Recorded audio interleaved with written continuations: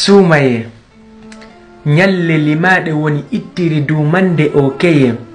capanɗe tati puɗalji nange ma fuujore sakkitinde ka nogay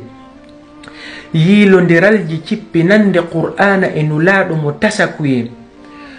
tugalal nayaɓal e ɗejo yiije ka mahodi l'islamu ndin aggoye ɓundu ndu seni ɗo on neldi mofteɗen ka baraji tuuɓoye ngay ka wonande bataji e ñidde ndimum ka iroye ka kuugal ko woɗɗagol dakamme ko feƴƴata e korondol dande woni seeɗa ma hara ɗum harnoyay itti ka nange fuɗi nge towi nge wuli nge ɗayɗi nge mayɗi ha nge wirnoye ka hebilanagol ndu ardinandu sabbordu suumaye salɓordu calɗi moƴƴere hentinayɗi ka hikkoye soppirdu delbi geddi larayɗi pooɗa halakuye lewru ndu nulaɗo on hebbinayno ɗaɓɓere dungaye tawsi ko ni jogorɗen hande sabbordu suumaye yonima longagol mbowka julɗo on fewndo mayru wondude e tasakuye ka inde ko sabbordu suumaye kono ka kuuɗe ko nanditata ko sappordu ka sonnayi e wippordu suddiɓe ko horiroye toɗɗordu nokkuuli ka boneji waɗe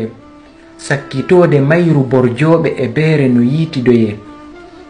hande ko ni woni alhaali julɓe ɓe tawata ɓurɓe ɓen ko yulɓe woɓɓe ɓen ko ƴulɓe e ndu lewru keye musidɓe julɓe gurdan no raɓɓiɗi e faade jomirawo on ruttoye nyallal fuutingal wo ruttugol ngal ko pooma wona ko laatinte fellita a landitoyte fiiɗi lebbi e nyalle ko somuɗa e majje kon suutoye suumaye hewti wurugol e mayru ko ɓural ko moƴƴi ko yoɓoye heɓoye ko yeɓoye sinu darike ko tabiti e bindi kon ɗoftoye ko woopiti lundi sunna haysi ko yamirore sonna seene ka ɓaawo hoggo sunnoye hoora janga juula jemma jikku bonɗo on wirnoye insino si feere heɓike ufino kadi hebbina tuububuye hay on yettaɗo so e fiɓugol mum suumaye ko lewru ka domoye anda nde ewnande no huɓindimo yo maandi to ɗum wona ko yejjitoye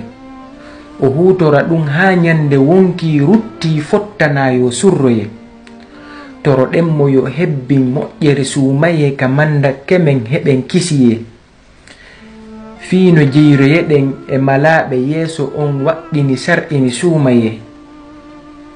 nyande on mo horano laatino suƴƴite e nder mbolla yiite no fubbinoye yo jam e kisiye wonu e mon nokku womo wonɗon ka aduna ɗo ha aljanna on weeɓitoye. Assalamu aleykum wa rahmatullahi wa barakatuh.